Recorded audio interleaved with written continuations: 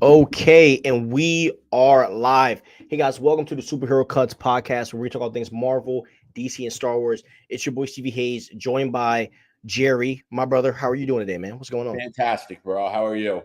Bro, always good. Happy to be here. Ready to talk some superheroes. So we do have a lot of things lined up for you guys tonight, per usual, obviously. But before we get into our docket, we did want to just spend some time honoring James Earl Jones. So if you guys don't know, he did pass away earlier um, today. He was 93 years old. He lived such a fulfilling life. I mean, he played Mufasa, he was Darth Vader, and not to mention all of the other iconic roles that he has played. And I'm going to go as far as that he is probably the most iconic voice in Hollywood that we have ever had. So as sad as it is, I do want to honor, the full life that he lived in. I'm happy that he was able, to go, you know, in a peaceful way. So, how do you? I'll let you go about that. Yeah, absolute legend. Was cool to see the Empire State Building honoring him. Stevie's like, "Are you there?" I'm like, "Nah." They posted that picture. And by the way, if I was able to take that level of quality pictures, I would never be a photographer because, you know what? I'm just gonna bite my tongue on that. Shout out James Earl Jones. Yeah, he's a legend. I agree with Stevie, the most iconic voice of all time. And he did a lot more than Darth Vader. Obviously, that's the principal role that everyone knows him for.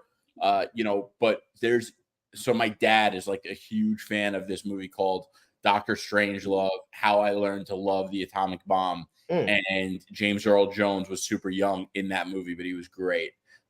It's a black and white movie, but it's hysterical. If you're into that kind of thing, definitely check it out. The one thing I will say, I do feel bad that his last Star Wars experience was The Acolyte. Hopefully, he didn't watch it. He Uh, definitely didn't watch. I know he definitely didn't watch that, bro. you He know, definitely didn't watch that trash. it's funny because I always think like, I mean, and I'm obviously not 93, but I'm always like, there's going to be a time when I pass, and there's going to be James Bond movies that come out after, and I'm not going to get to see those, and that's going to be a shame. So, the guy definitely lived an epic life, and I am confident he felt fulfilled in his life, because how could you have that kind of legacy and not? 100%, 100%. Great guy. All right, so we're going to get right into the dockets today. So the first topic, obviously, the title of our whole entire podcast is about Jonathan Major. So there's a lot of talk going around about him being back on the table, but I do have to clear some things up just to make sure that the integrity of our show is here. So a scooper posted that My Time to Shine Hello said this. Now, My Time to Shine Hello, she ended up tweeting and she said that she did not co-sign this news herself, but other scoopers have talked about, that it is something possible that in the Marvel upper rooms, they are talking about how Jonathan Majors could possibly come back to the MCU. Now, Jerry, I want you to just give me your viewpoint on all this. Give me your viewpoint on where you feel with just Jonathan Majors and everything, and then we'll obviously have our talk about it. So, how do you feel about this rumor that's been going around? I am hoping that Kang comes back. I love Kang the Conqueror, and that doesn't mean I don't want to see RDJ as Doctor Doom. I think they could do both. I think it would be awesome if they did both. Kang and Doctor Doom have a very interesting relationship, so it'd be really cool to see that play out in the MCU. Listen, I think we were robbed in a way from Kang. They had the most epic character reveal with him in Loki season 1 in the I don't know if it was the final 2 episodes or the finale. I forget. But at the end of Loki season 1, whichever episode they Last two, first yeah. showed him in, yeah, that was incredible. And, I actually went back and rewatched Loki. And if you rewatch Loki knowing that Kang is coming, you'll see the hints throughout the entire season. But Jonathan Majors obviously is he has a generational level of talent. Whether he'll get to live that out or not is yet to be seen. But then recently there was another Twitter thread that kind of went viral that was from the same scooper who detailed, and we broke it down on the show, what the story that would have been had Kang the Conqueror remained. And I want to see that story. I want to see that story. I want to see Doctor Doom. I want to see Secret Wars. I want it all. I don't like that they are, as much as I'm excited for RDJ as Doctor Doom, it never sat well with me that they were doing the major pivot in the middle of it. I think there were a lot of things that didn't work. I don't think it was Kang that didn't work. And, and listen, I'm not here to debate the morals of it. We're just talking if Jonathan Majors comes back as Kang, what would that mean? How do we feel about the character coming back? Because we'll comment on things when an agenda impacts entertainment, but we're really not a show we didn't start this podcast to judge people's morals. That's not what we do. So, if that's what you're looking for from us, I'm sorry, you're not going to get it. Yeah. And bro, do you know what's hilarious, bro? Is that video that we did, that has been our highest viewed video every day for the past 2 weeks. That video, as I speak, is almost at 1,000 views. I think it's at like 907, and it's been climbing every day, getting like almost 100 views, 79 views a day, which is hilarious. Which shows that people were very interested in, what the future of King the Conqueror was going to be. Now, I personally, bro, I would love for Jonathan to come back with RDJ Doctor Doom. I think the two would do a great job feeding off of each other. Jerry, I honestly think that would be one of the coolest things to actually see on screen.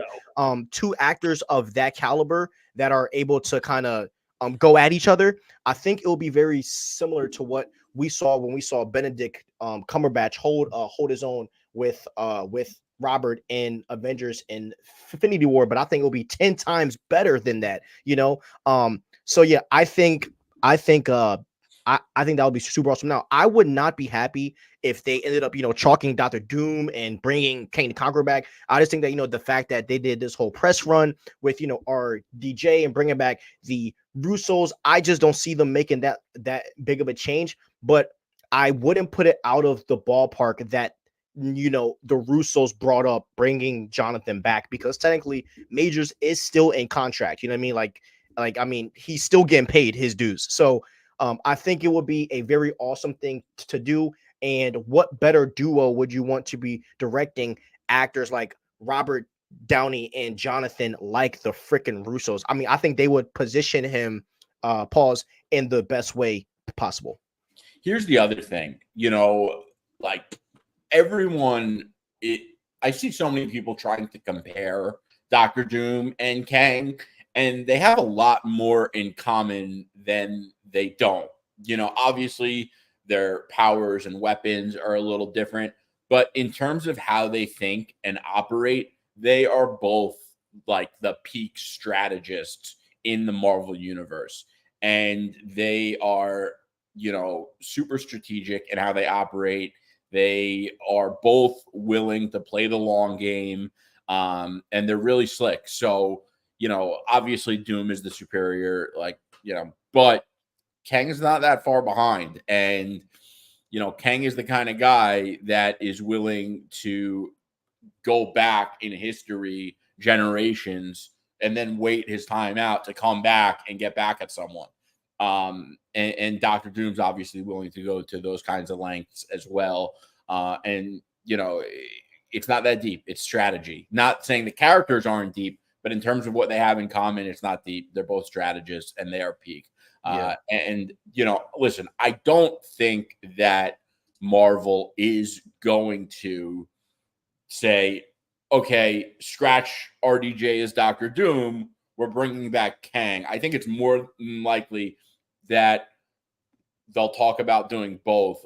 But if they do talk about doing both, I don't know that RDJ would be happy with that. Listen, I love Robert Downey Jr., and I don't knock him for this. I know a lot of people do. But, he is an actor that built the MCU, and he likes the spotlight, and he doesn't always want to share the spotlight. And because of that, I think Disney would struggle negotiating terms with Robert Downey Jr. if they were talking about bringing Jonathan Majors back as Kang. That's the thing. And I think in order to do it and keep RDJ happy, I think they would have to make some kind of concessions. And I think those concessions would be in the way of incentives, specifically in the bonus structure payout. So the rumor, or maybe it's not rumor, but from my understanding is right now they have negotiated an $80 million deal for him to come back as Dr. Doom. We don't know how many movies it's for. We won't know how many movies it's for till it's all said and done, because they don't want to indicate if he is staying around longer than Secret Wars. So that's part of the secret, the Marvel's secret, not Secret Wars secret. A lot of secrets going around. Yeah. So, but you have to remember that these actors, especially of the caliber of RDJ and an $80 million contract, a lot of that 80 mil is guaranteed money. Then there is the incentive structure where it's like, if you sell X amount in box office while the movie is in theaters, you get a percentage of that box office.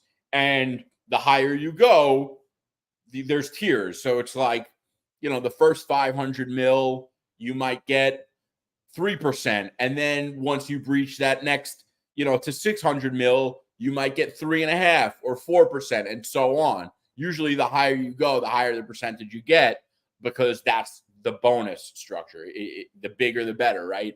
So I don't know. I think that Disney is not going to want to increase that too much, because they're already paying him the 80 mil. And, when it comes to the sales, their idea is we get to collect it back on the box office. That's how it works. And I don't know. I just think it's a very complicated situation, and RDJ's ego doesn't make it any easier. Having said that, Marvel has been, for the lack of a better term, because I really don't want to use this term, but I don't have a better one, for the lack of a better word, the things at Marvel right now have been very fluid.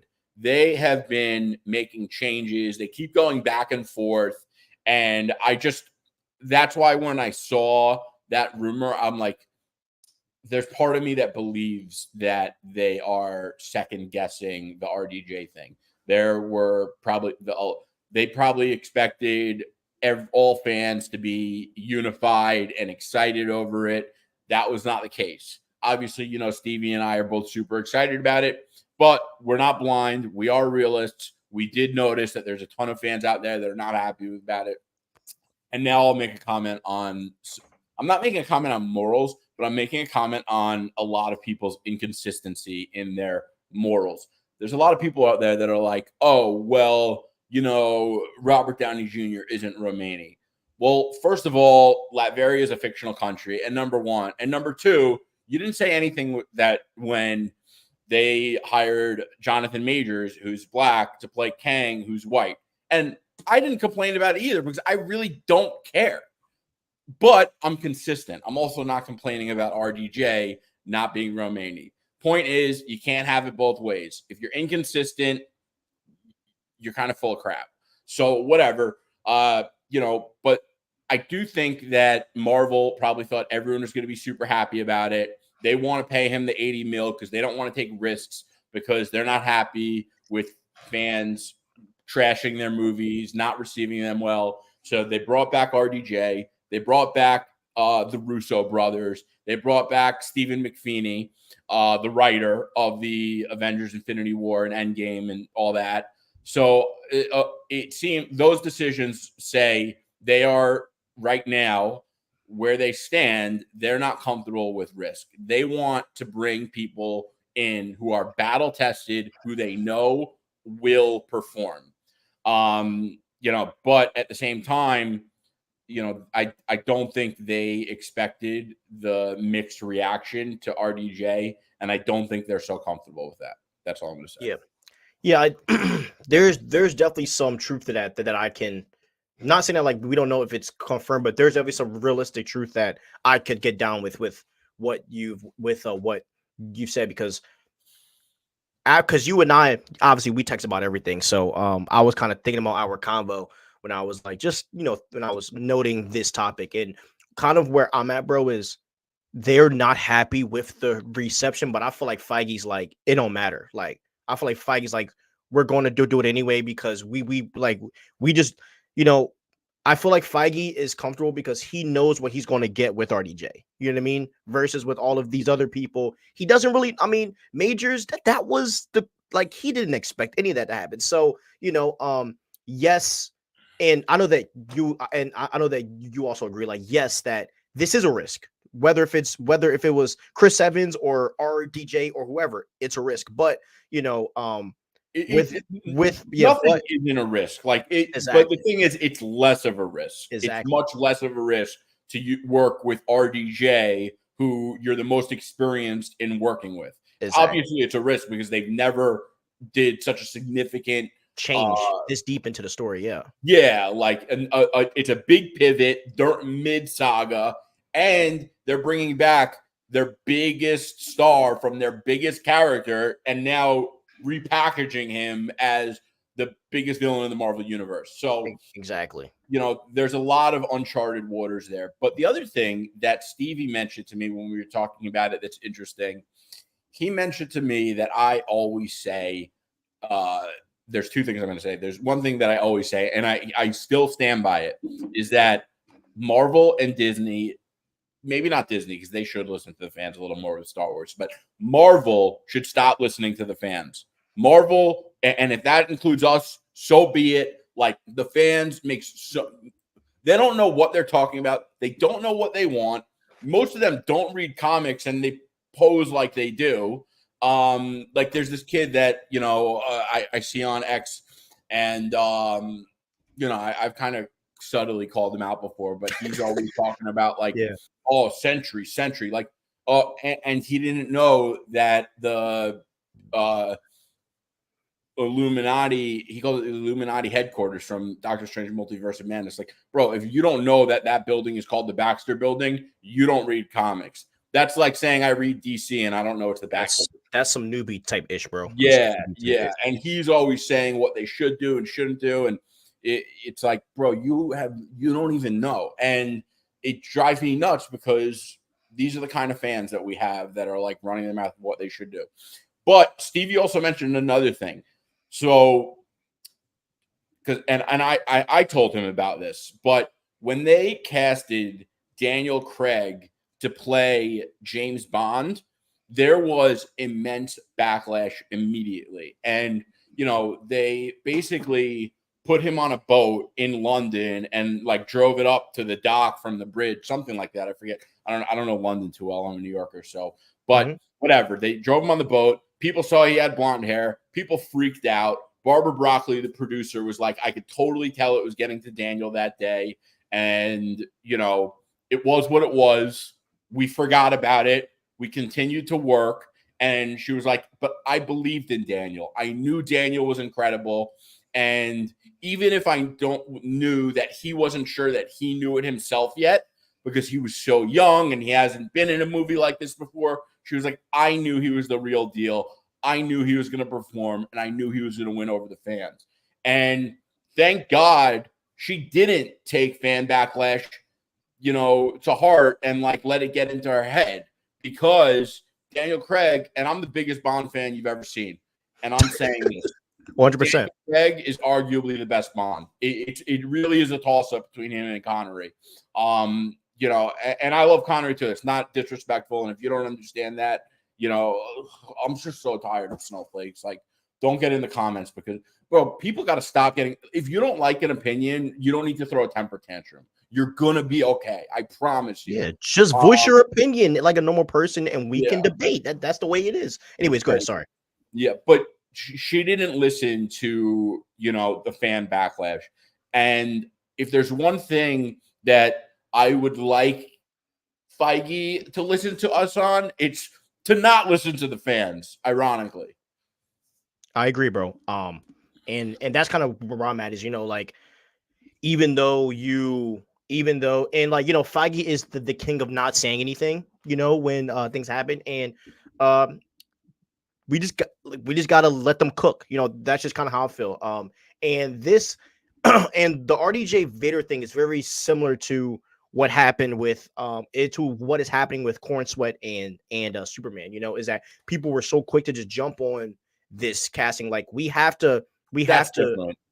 no, but I think that's way different because I think that it comes from serious bias. I don't think people are criticizing Corn Sweat because they don't think he's a good Superman. I think they're criticizing them because they're butthurt over Zack Snyder. That's completely different. Yeah, but I'm saying that the equal reasoning is fans aren't happy with the MCU, and there are some fans that don't like what the DCU is going to be, and I think that, and this is how I feel, right?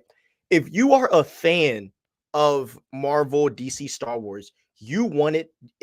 If the project is trying to honor the heart of the comics and the heart of the story, you should want it to be successful. And that's what Jerry and I live by, like we dislike the Joker, which is doing great on views, by the way, but we dislike the Joker because we don't think it honors who the Joker is as a character. And when the Russo said that RDJ is playing Victor Von Doom and they doubled down on it in the interview, that showed me that, that they are going to try to honor this. So I'm excited to see what they're going to do. And if KANG comes back, it would be cool. If not, whatever, like it does suck, but it's life. And, we'll just see what happens as more news come out. So let me answer some chats here.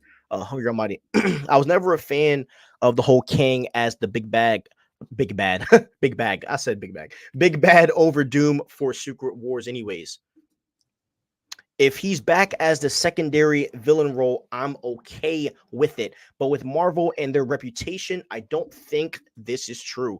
I wonder what fandom would do if Nick Fury becomes white, if ever soft rebooted. Bro, Samuel L. Jackson as Nick Fury is one of the best castings that no one talks about enough. Samuel L. Jackson kills it as Nick Fury every single time, bro.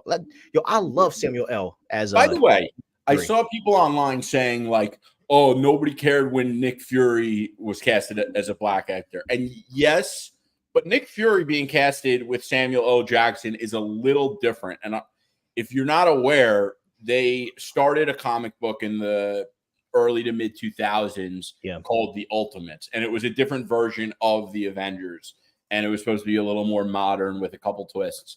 And they literally drew Nick Fury. It was an alternate universe comic, and Nick Fury literally was drawn as if he was Samuel L. Jackson. And he even says in the comic, and they were like, "Oh, if they did a movie, who would you want to play you?" And he said Samuel L. Jackson. So like, that one's kind of accurate. You're mute. And by the way, like, as I just said before, that's one of the best castings Marvel had and the MCU was done. I mean, man, shout out to Samuel Jackson. He killed that role.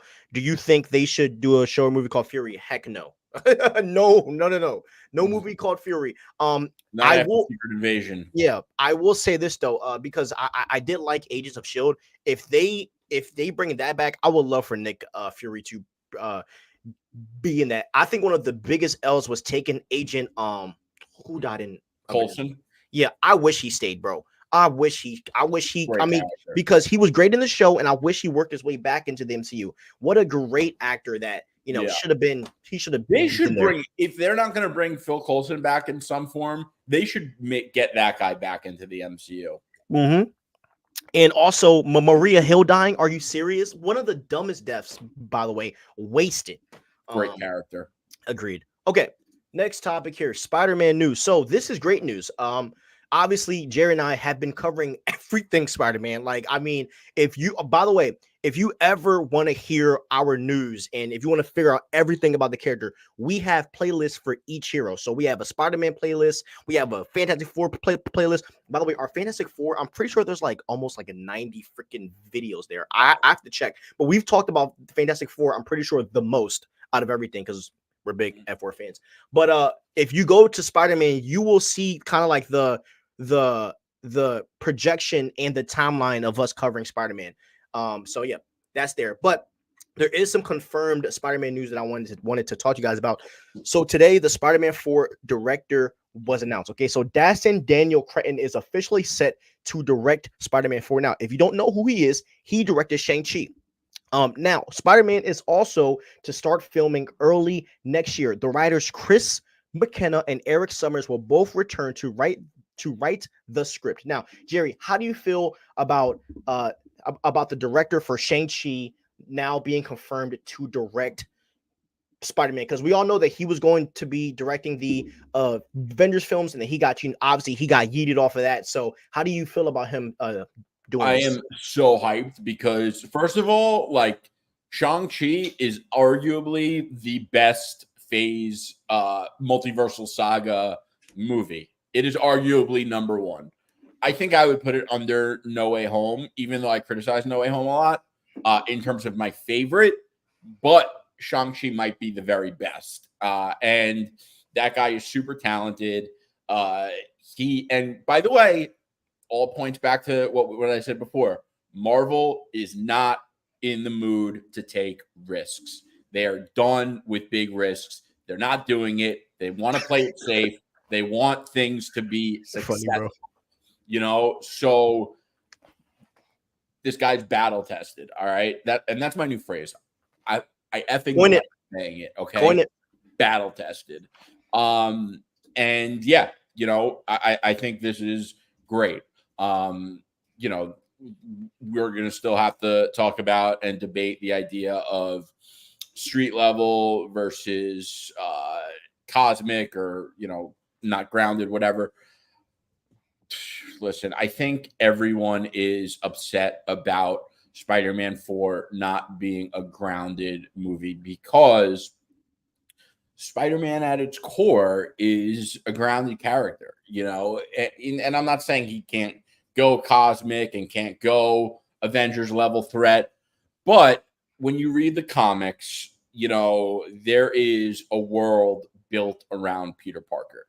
That world, whether it's Gwen Stacy or MJ, J. Jonah Jameson, Aunt May, who obviously hasn't been around for a while in the comics, if you're familiar. You know, but there's a world around him, and, you know, Feast and Norman Osborn and Harry and Ned, you know, so, and when you take Spider-Man and you remove him from that, you're not getting that classic and traditional take on Spider-Man automatically. And we've never had that in the MCU. And it's been a really long time since we've had a movie like that. And I think that's what really worked about the Raimi trilogy. You know, the Raimi trilogy worked because it was the classic take on Spider-Man, and Spider-Man is timeless, you know. So I think that's why people are upset. Listen, I'm going to be excited for Spider-Man 4 regardless. Spider-Man is one of my favorite characters. I would love to see a street level grounded MCU movie in the MCU also. So I get why everyone's upset. However, I think that Marvel, and here's the core of it, I think this is the big thing, is the reason why it just isn't in the cards right now. Spider-Man is their number one superhero they have in the MCU right now. They need Spider-Man 4 to be a movie that drives the main plot forward. And if they do a classic street level grounded Spider-Man movie, it's much harder, or they can't even help push the story forward into Doomsday and Secret Wars, and they want to deal with the incursions and the multiverse. So listen, I'd love to see that classic Spider-Man movie in the MCU, but I just don't think it's in the cards. And by the way, if it's not in the cards now, I almost don't think it ever will be. I really don't. I don't know that we're ever going to get a street level grounded Spider-Man movie in the MCU, and that's the harsh reality. Yeah. Yeah, you've said that a lot of times before, and Which part? about that, that Spider-Man is like that Spider-Man in the MCU is made to be bigger than New York. And you've been very consistent with that, and with and to an effect, it is true. The only movie where Spider-Man was really New York bound was Homecoming, which is my favorite Spider-Man film. And I know you love that too. So I mean, a grounded movie would be good, but with what they're trying to do, Spider-Man has to go beyond New York. So we shall see what happens. We shall see. We're gonna get the Spider-Man movie that the MCU needs, but not the Spider-Man movie that the MCU fans deserve. Exactly. And I do think that No Way Home was very New York too. And I think that in No Way Home, I'm going to say this, and then I'm going to get to how I feel about this, because this director has me really excited.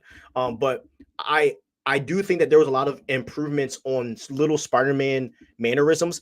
I will say this, and this is just a side comment. It was so weird seeing Peter like web sling without his Spider-Man's suit on, because everybody knew he was a Spidey. That was super weird. Like it made me so uncomfortable. Oh my god. I gotta say, the one thing I really love from No Way Home, and maybe this is because I'm like a big comic guy, but in my favorite Spider-Man run of all time, the J. Michael Straczynski Amazing Spider-Man, Doctor Strange puts Peter or Spider-Man, I forget if it was Peter or if he was in the suit or not, but he puts him into the astral plane. So when he did that in No Way Home, that was fire. came from comics. Yeah, it was fire. And then his spider sense is natural instinct, so he still can't grab the ball. Oh my, yeah, that was crazy. That was a deep cut, dude. That was a deep cut. But I gotta say, first of all, as much as No Way Home was very New York, it wasn't as much Spider-Man's world. Like it was, it was MJ and Ned, and May, but it wasn't like him in New York living his regular Spider-Man life, and that's what we're craving. Yeah, basically what Jerry is saying is he's in the Avengers world, not Spider-Man's world. I don't know about that. I just think that because I wouldn't say No Way Home he was in the Avengers world. I just think that he is not in, I don't know what world technically, I wouldn't call it the Avengers world, but he's not in his Spider-Man New Yorker life. And that's the kind of movie we want to see. Whether it's grounded, street level, realistic, I don't really care. I just want to see Spider-Man in his New York life, where he's Peter Parker walking down the street being your average Joe New Yorker. Like, that's the kind of movie I want. And by the way, and I've said this on the show before too, I think that Sony and Marvel should work out a deal. I really do. I think they should work out a deal, and they let Sony make their own Spider-Man movies, and the MCU does their Spider-Man movies. Because then we would get the best of both worlds, and you would make the relationship between Sony and Marvel so much better. If they told Sony, make your Spider-Man movies, use Andrew Garfield or whoever, and we'll do our thing in the MCU, fans would get both worlds. We would get your Spider-Man New York like life. Raimi do it. I agree. Yeah. I agree. And I don't, obviously it didn't happen intentionally with Batman, where we're get the DCU Batman in the fantastical realm and the Batman, which is the realistic. That kind of happened by accident, but it doesn't mean there isn't something to learn from that. And I think that Marvel should learn from that. And, I think it would be awesome. Yeah, I agree. So I am really happy about this, Jerry. This is great news because, number one, the director has already shown us that he knows how to choreograph action. And I think that was one of the, I forget the director's name of the other Spider-Man films, but one of the things he's very weak in, like whenever I watch the Spider-Man films, it seems like he avoided the web slinging scenes, like they were just very fast, where people like Mark Webb and Sam Raimi, their movies fed off of the web slinging and the beautiful movement. And I just feel like he avoided a lot of that in the MCU films. And we got arguably the best fight choreography of all time with Shang-Chi. The only other film that I think has the best hand-to-hand combat is the freaking Winter Soldier, which, Captain America 2, that scene when he freaking goes on a boat and takes out everybody is probably the best hand-to-hand combat I've ever seen in my life. And Shang-Chi rivals that. And if he can do that, bro, just imagine what he's going to do with Spider-Man. And it brings me to this scene at the end of Shang-Chi, when basically the dragon has his sister and he basically is like running on the rings. He's going through the dragon's hands, and basically he uses the rings to wrap around the dragon and save his sister. But it was like in a 20-second scene. And he just going crazy with those rings. Bro, imagine what we're going to get with Spider-Man and the web slinging. Imagine the fight scenes. Imagine the hand-to-hand combat. Bro, this guy is going to do such an awesome job with just the simple beats of Spider-Man, because no one knew who Shang-Chi was. And this guy, he landed, the simple things with Shang-Chi that I think that a lot of us miss with Spider-Man. Like, this guy has such a really good attention to detail. And to be honest, bro, I think that the writing for the past 3 films weren't bad. I just think that, a lot of the action beats and the natural Spider-Man mannerisms were missed. And I am really excited to see Tom Holland, walk into this new era of Spider-Man. I'm really excited, bro. The other thing that this director killed in Shang-Chi was, when he fought his father at the end, and he used the ring as like a floor to step on and then drop the roundhouse kick. Like, that was insane. The other thing that's interesting about Spider-Man is I would argue that the best Spider-Man action came from the Raimi trilogy, but the best web swinging came from the Mark Webb. No, the Amazing Spider-Man. Yeah, that's Webb. That's Mark Webb. Yeah. Okay. So yeah, the best. Yeah. So listen, I think especially in the last one, and they said like the director for No Way Home took inspiration from Sam Raimi. They actually called it the smash and grab, which I know it's funny because that's what they call all these robberies. So cringe. No, but apparently that's like a Sam Raimi term. Yeah. But it, like, the combat in No Way Home was definitely stepped up compared to the previous 2. But nonetheless, I'm happy that the new Shang-Chi director is doing it because he crushed that movie. And the one thing that he really nailed in the combat was the rings. Like, he was able to make the rings elevate the combat. And if he was able to do that with the rings, he's going to be able to do it with the webs. Bro, he's walking into a candy shop. It's like you had, no offense to Shang-Chi, but he's like limited to his own human strength for half the movie. Then he gets the rings and becomes this god. But Spider-Man, bro, he's walking in with he was not limited, bro. That dude was a lethal fighter. No, but I'm talking about super strength and and just being able to do like insane feats. Like, Spider-Man is able to do all that. And I'm really excited just to see the action beats just step up in such a way.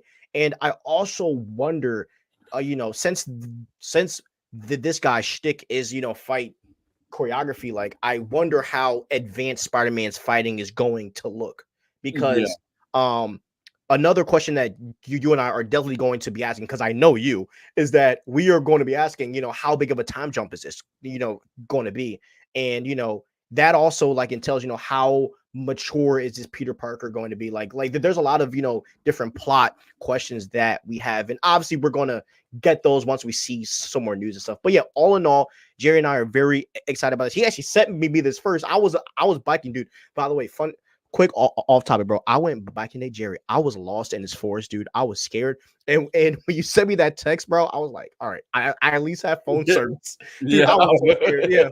Like, Yeah. because bro, my phone, bro, I had no service. And your text, dude, bro, it was the first text I got. That's Like crazy. when I freaking got service. It was hilarious.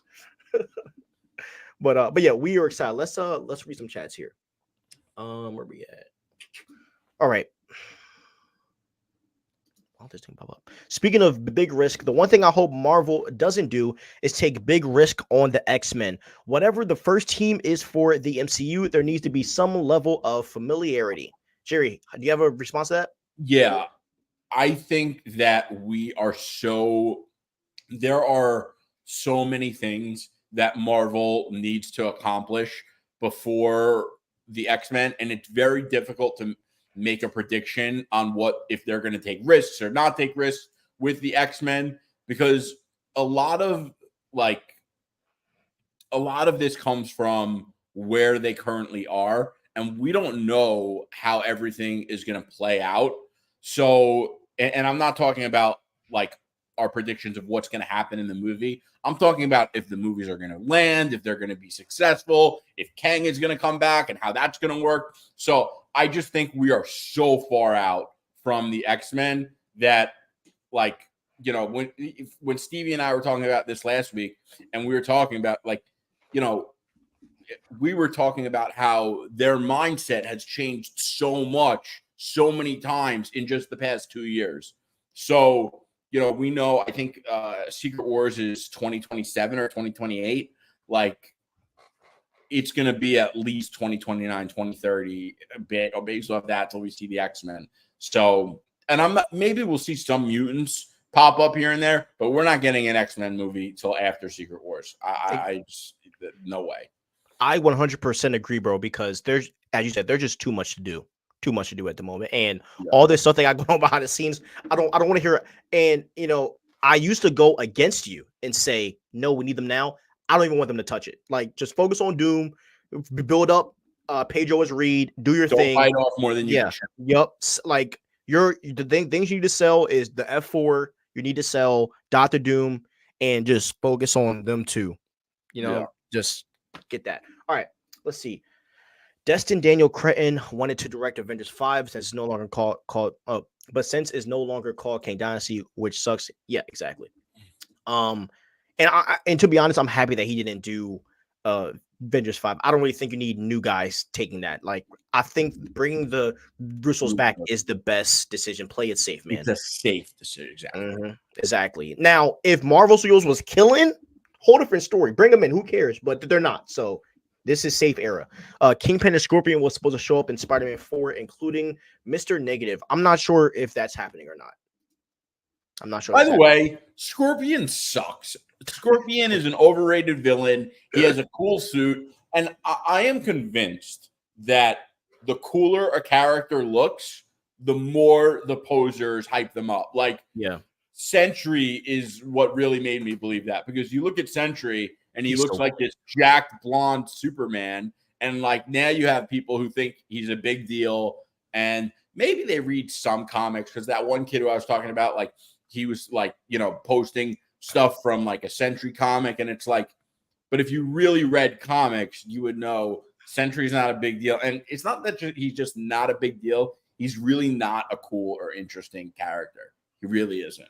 And neither is Scorpion. Yeah, comics. Yeah, I was watching Comics Explained, because he was covering Sentry comic, and basically, like, the comic run was when basically like everyone was Sentry. You know what I mean? Like, it was like a bunch of people with like Sentry's powers, and you could tell in his voice that he even got annoyed at the story. Like, you know what I mean? Because he's a based character. Like, there's no like no offense, like you have Hyperion and like other guys that are similar. It's like, come on. And how many more knockoffs of Superman are there going to be? They have Captain Marvel. You know, they have other people that can fly in the Marvel universe, like Nova, who are way more interesting. And you know who else could fly? Who's more interesting, even though he can't fly without his boots? Star-Lord. I would much rather read Guardians comics than a Sentry comic. Yeah. Sentry had one interesting story, and it was an arc within a comic run. and it wasn't even cool because of him. It was cool just because the comic run was cool, and he happened to be in it. Exactly. And bro, the funny thing is that in the Thunderbolts, he's going to have he's not going to have the biggest role, and that's what I think a lot of fans are kind of expecting. I feel like a lot of people feel like this movie is going to be around him, and it's not at all. Like at all. Yeah. All right. There was a rumor about 2 years ago that the MCU X-Men was going to be Cyclops, Jean, Nightcrawler, Storm, Havoc, Polaris, and Thunderbird. If this was true, how would you feel about this lineup? That would be crazy to have Havoc and Cyclops. 100%. That would be fun. I got this. By the way, you know what? I got to say something else. Wolverine, #1, has to be on the team.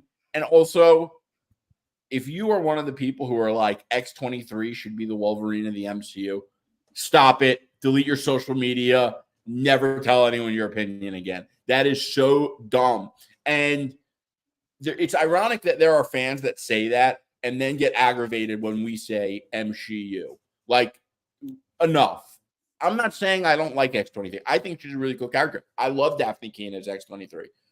But she is not a Wolverine replacement, okay? She's not as interesting. She's not as cool. Like, there's a reason Wolverine has always been the most popular X-Men, okay? Yeah. And the thing is that, you know, if you want to see how cool Wolverine is, read Avengers versus X-Men. Like, if you want to read how cool, like, read, and, you know, you got to read the comics. You have to read these stories, because what I've learned from You're getting really back. missing out if you don't. Exactly. And, bro, something that I've learned from getting back into comics is that, you know, there is a lot of lies that are built on when it comes to the importance of a lot of characters. Like, just like we said earlier, right? Sentry is glazed to a point that the comics have never gone. But Wolverine, when you read these big group comics, Wolverine is one of the most important roles in these stories. So he cannot be replaced by X-23. But would it be cool to have her on the team in the lineup sometimes? Yeah. But there has to be, you know, Wolverine's the guy. So yeah. All right. Everyone wanted Spider-Man to be grounded. Ant-Man was supposed to show up. They're changing everything. Are some of these even true? So Dragon Trainer, I've never really heard anything about Ant-Man showing up. It would make sense, because, you know, he's the one that saw Kang in the quantum realm, etc., and he knows that, you know, the multiverse is basically falling apart. Everyone wanted Spider-Man to be grounded, and yeah, I mean, most fans do. So yeah, that's kind of where I'm at. I never really heard much about Ant-Man showing up in Spider-Man 4. I heard Spider-Man 4 is going to be in space. I don't know how they're going to do that. So what we have heard is that Spider-Man is going to be a multiversal film. The only way space would be involved is if they deal with something with the incursion, because of the fact, you know, that Monica Rambeau is already on like another Earth. If they go that route, then maybe he might go in space, but I don't really see that happening. I think that there's going to be some odd multiversal stuff going on. I've heard stuff about Madam Web. I don't know. We'll see. There is only one thing I want in Spider-Man 4. Finally mentioning Uncle Ben. This is the #1 thing that annoys me about the MCU Spider-Man. It feels like Uncle Ben doesn't exist. Well, Spider-Man No Way Home pretty much told us that, you know, that this Spider-Man isn't the same as, you know, as the Spider-Man that we've seen before, and that you know, Aunt May's death was basically his canon moment. So I don't really think that we are going to get the Uncle Ben nod, but we are definitely going to get the Aunt May nod. So that was like the slight change with Tom Holland's Peter Parker in the MCU. Would you rather be a mutant or an Avenger? I'd probably rather be an Avenger, just because the mutants deal with like too much crap. You know what I mean? And after I read that Kang comic, and when Kang basically like told the X-Men, like, I don't like, Kang was basically, and you and I have a talk about this, but Kang That was the Kang solo comic, right? Yeah, and Kang was basically like, I don't have to fight you guys. You guys hurt yourselves. Like, I'm good. Because it's true.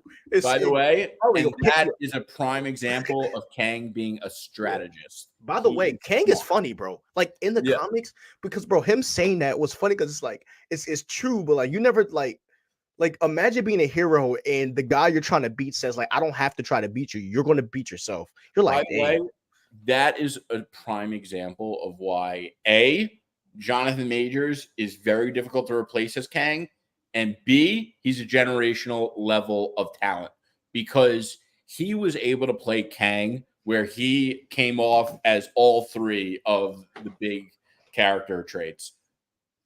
Brilliant, funny, and menacing. And it's really difficult to be like brilliant, funny, and menacing all at the same time. Imagine Darth Vader trying to be funny. Yeah, exactly. Sorry, I'm just thinking about that. Yeah, I'm just thinking about how stupid that sounds. Oh my god! By the way, thankfully, Darth Vader wasn't in the Acolyte because they would have tried some stuff like that. Right. Yeah. When I saw people talking about X-23 as the main MCU Wolverine, I wanted to. Well, I'm not going to say that because of the amount of stupidity. Yeah, it was pretty stupid. It's so dumb. It is so. Yeah. And I almost don't believe that people actually think it's a good idea. I think people are like so sold on the kind of like what Jerry Seinfeld said. It's like, you know, they all have like their own breakdown of what the ratio of, you know, diversity needs to be. And they all want more diversity. So it's like, I don't think anyone has pure intentions when they say they want X-23 to be the Wolverine of the MCU. I think that they are politically driven and not like movie quality driven. They're The driven news by you just quality. sent me. Are you freaking serious? Bro, I I'm know. about to riot. Yo, Okay. that's I gotta pissing me add off. this. Okay, I gotta add this to the docket. While we're on Spider-Man. Christ. My God. Now my focus is just shifted. Okay, guys, Sorry. I'm going to type this topic, and then we're going to talk about this right now. Okay, because Jerry just sent me the wildest news, and the funny thing that Jerry went back to talk on the show like it was just normal news. So I thought it was just like a meme or something, and then my world gets destroyed. Like, what the frick is going on? So yeah. So I hope that just shows you guys how professional Jerry is, man. Because if I sent that news, I would have stopped the whole show. I ain't gonna hold you. Yo. That is freaking ridiculous. Okay, now I'm Yeah. gonna read this and then I really have to go pee. So Jerry, I'll let you start, but I'll just read this news right here. Okay, guys, Spider-Verse is pushed back. This is really bad news. So Sony reportedly scrapped most of Spider-Man Beyond the Spider-Verse due to creative reasons. The film likely won't release before 2027. Now, if you guys know, we covered that there was drama between the Spider-Verse writers and the Spider-Verse creators and Sony. So this seems like this is what has come out of it. So Jerry, I'll let you go. You know, I always, the second Across the Spider-Verse ended, I was like, I can't wait to see the next one, but I don't think it's going to come out next year. And there have been, I mean, it just seems like this movie is getting pushed out, and all like no news about this movie has been good in terms of the production. Listen, I do still think eventually this movie is going to come out and it's going to be amazing because these guys absolutely crushed Into the Spider-Verse and Across the Spider-Verse. You know, but one of the things that they're really going to miss out on now that they're not, you know, I mean, this movie should have came out like a month ago. It should have came out over the summer. And the one thing I think they're really going to miss out on that it's not consecutive years in release is that I think the movie would have performed better in box office because just, I mean, like, do you remember when Avengers Infinity War came out and it took over the internet? Everything was the snap and the dust. And then the next year, Endgame came out. I mean, those movies made billions. So I think there's something to be said when you have an absolute banger of a movie and then the sequel comes out the following year. And that is like a master formula. And they really dropped the ball on that. But obviously, considering where we're at, it was never, ever, it was never even in the realm of possibility that this movie was going to come out the year after Across the Spider-Verse came out. But I will say, I think Sony, as much as it sucks, I think they're making the right decisions. I have faith in them. I think Sony's a great company. They have like I said, Into the Spider-Verse, Across the Spider-Verse are like perfect movies. You know, I have a tough time saying Spider-Man 2 is better than Across the Spider-Verse. And I love Spider-Man 2, which is my number one Spider-Man movie. But Across the Spider-Verse was that damn good. So listen, I think this movie's going to come out. It's going to get pushed out. I think it's going to come out. I think it's going to be amazing. I think it's going to collect a little less in the box office because of all the delays. You know, but this movie's definitely coming. So Sony's going to Sony. But let's go back in time. Oh, come on, bro. Let's go back in time for quick. So let's talk about the history of animated stuff.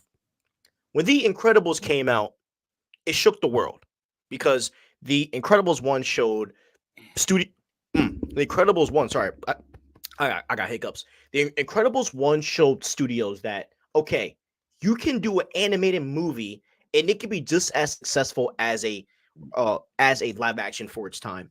And then, you know, and then we got shows like, you know, Star Wars, the Clone Wars, where George Lucas literally gave us the in between of like the second the freaking prequel of Star Wars films, right? And we've been seeing forever that, you know, animated shows and movies have, you know, built this, you know, kind of respect. You know, and you and I have seen so many DC, you know what I mean, animated movies and shows. But then we get this movie called The Spider-Verse. And The Spider-Verse shakes up the world. And when this second movie drops, I mean, it is one of the impact that Across the Spider-Verse made, bro, was generational. And it is something that our kids will watch and they're gonna be like, this is some of the greatest ish I've ever seen in my life. And I will say this is the best Spider-Man film that we've seen, which is funny that the best Spider-Man film of all time is a freaking animated show.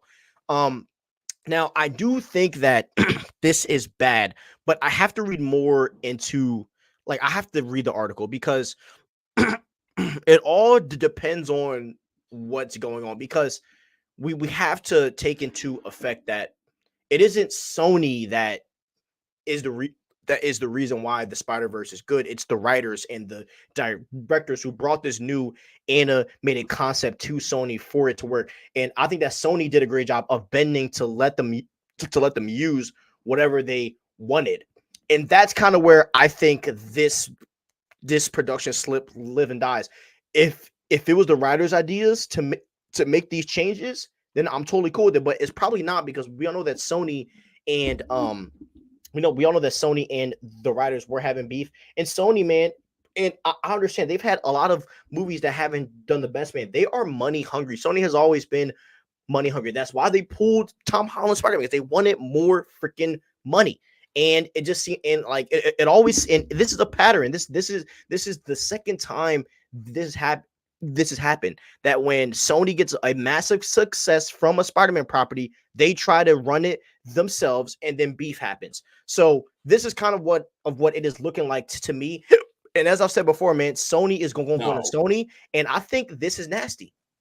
But that's crazy because those writers are still working on this movie. They're still getting paid to do this movie. So I don't think. But that's why I gave both scenarios, bro. Like I said, it could be them just making the whole changes to the story, and that's fine. Like bro, maybe Sony said, you know what, we're gonna do 1,000 spinoffs, and so they want to change the story to. Oh my gosh, my hiccups. They want to change the story to set it up like for more. That's the good part. On the bad side, it could be they got beef. I think that's very imaginative, you know, like, because I don't think that assumption is based off of anything other than your imagination. And I think Sony is going to Sony because I think Sony, I think they're a great name in the business, and I think they're going to do a great job with this movie. I think it sucks that it's getting delayed. I think that they were overly ambitious, thinking it was going to come out the following year. And I think that they probably got really far in the project and they were like, you know what, we're not happy with it. We got to go back to the drawing board. And I think that's where they're at. So what assumption is based off of my imagination? that they are rewriting the movie so they could do more spinoffs. Why else would you want to go back? I mean, why else would you want to go back? And I just said these are two scenarios that I think could be happening. But I mean, that's my point. But you don't say that about Blade. Blade is going back and forth too, and like that's not like because they want to make it. They're not. But Blade didn't have two successful films coming before it, bro. Yeah, not to mention Sony is not to mention I mentioned something that Sony has done before is that when they see success, sometimes we saw it with Tom Holland's Spider-Man, they wanted to take it for themselves and they pulled Spider-Man to negotiate a wilder deal. I'm just saying, based off of the past, who knows what is going on? I just told two scenarios that I think could be possibly happening. Not to mention, there is already a freaking spinoff that's happening, which is the Spider-Man Noir series. It is a spinoff of the.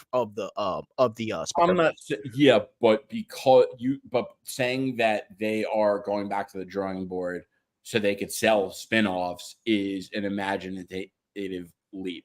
Is my point, because yes, they do spinoffs and they may want to do more spinoffs, but that being the reason that they're going back to the drawing board, I think is imaginary. I said it's a possible reason. I didn't say it was confirmed. I just said that I just said that's what I think, bro. Because they're money hungry, bro. That's the way they live, bro. Sony lives by the dollar, bro. I'm telling you. I think that's imaginary. They all live by the dollar. Not like Sony, bro. They all live by the dollar, and Sony has put out a ton of bangers. Yeah, man. I just feel like your glaze for Sony is just a little too crazy. But bro, it's all good because Craven is going to fail, and we're going to have another conversation. I don't glaze Sony. I think you hate Sony. I don't glaze Sony. I think Sony's a great name in the business. I'm not like obsessed with them or anything. I just think it's crazy that, and you're not the only one, but there are people that are like, oh, Sony's got such a bad track record. Bro, Sony put out like every Spider-Man movie that we know of. And Spider-Man is known for having some of the best movies in the genre. So that's like literally all Sony. So I think they deserve some credit for that. And I don't think that, listen, if they are going back to the drawing board to fix this movie, like I think they have a good reason for doing it. I don't think that they're doing this. I don't think they had a good movie in the pipeline and they were like, you know what? Scrap this. We needed to fit the business model of selling spinoffs better. I don't think that's what happened. And I think that's what you're trying to say is whether you're saying it's a possible reason or not, I think you had to use your imagination to get there, is my point. No, I have the proof of Spider-Man Noir is already happening based off of but because something's happening and saying the reason they're redoing the movie are two very different things. Yeah, I mean, but bro, I think there's a lot of factors. I just gave one possible reason that I think could be why, but we all know a freaking month ago we heard that there was beef going on and that they're not going to renew the freaking contract. Maybe the contracts got renewed and they want to do more. Who knows?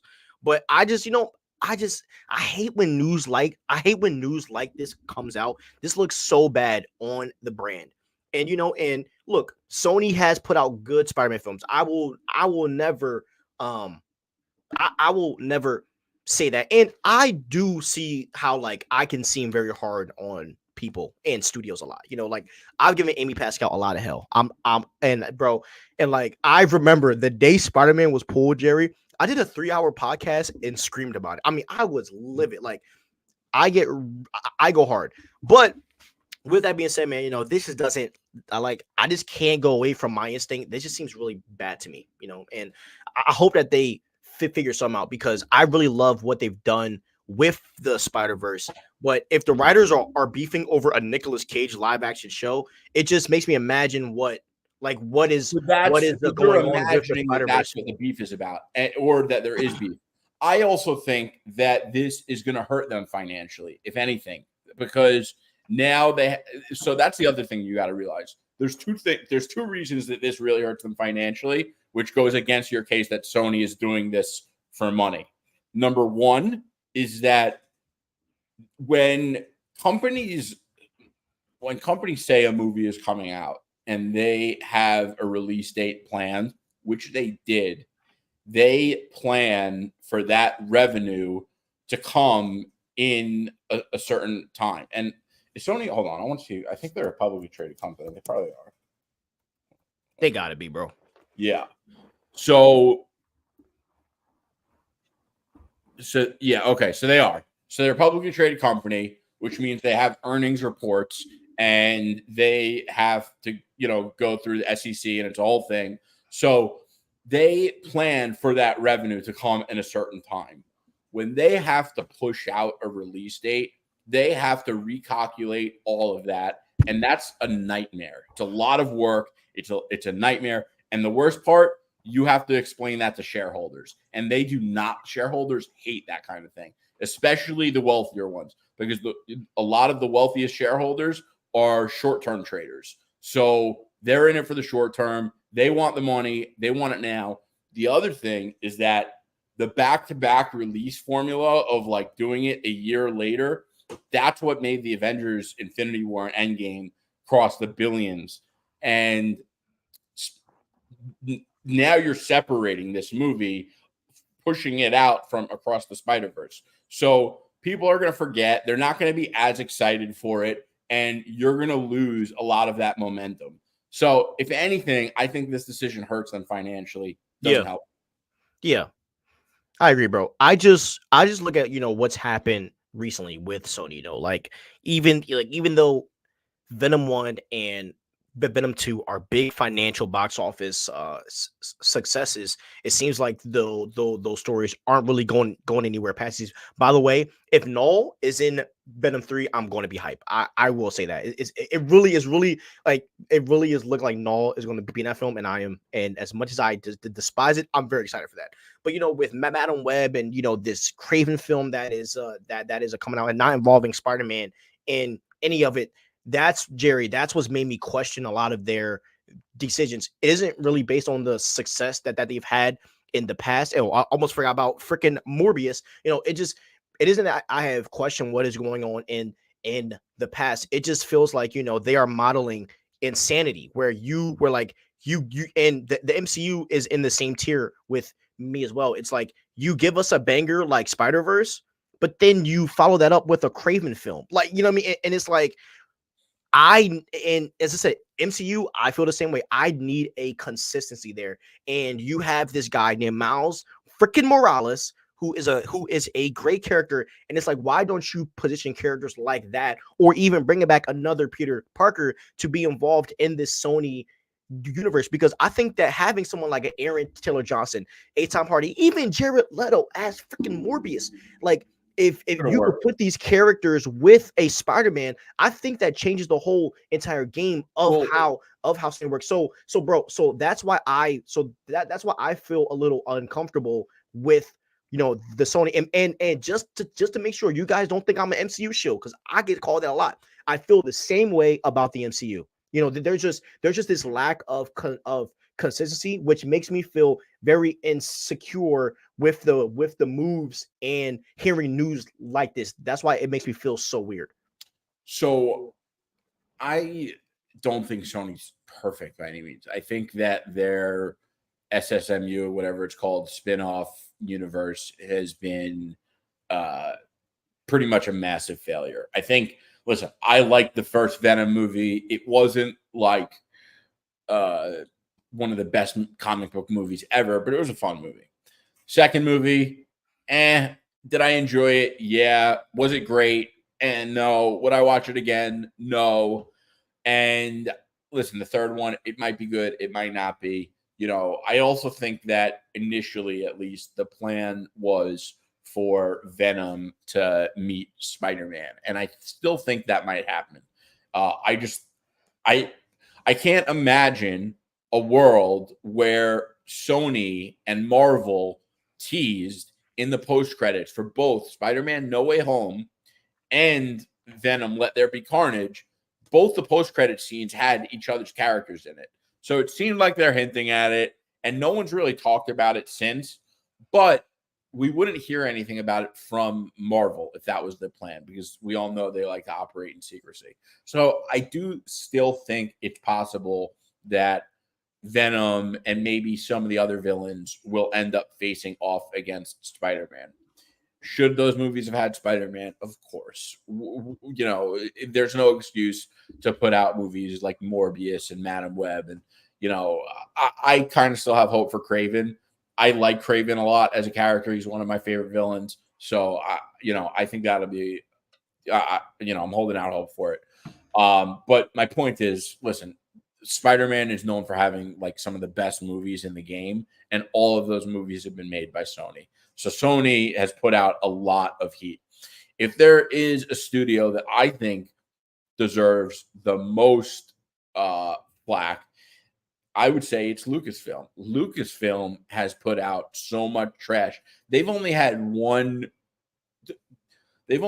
two good movies since Disney bought it. And I think most people wouldn't even say two. I think I'm being nice. I would say Force Awakens and Rogue One. But they butcher everything. And even Mandalorian, like the seasons were good, and then all of a sudden they tanked the third season because they had to center it around Bo-Katan, which, it's crazy too, because like when they did that, it felt like everyone who, I'm not even going to say it, but it was stupid. It was stupid. And they are not, the one thing they're consistent at is putting out trash and making poor decisions and damaging the brand name, to the extent that like when next time I see Star Wars this coming, I'm like, I'm not even excited for it. You know what? Like, I don't have faith in you people. Yeah, and we have a Star Wars topic in the end that we're going to talk about. But yeah, bro. So that's where I'm at with Spider-Man, bro. I or with Sony. I just just some decisions just seem so boneheaded to me, and like I just look at the finance, like it's just like if you look at if you see a model and that it only works with one character, it's like, what do you want to do? And the only and Venom does pose some.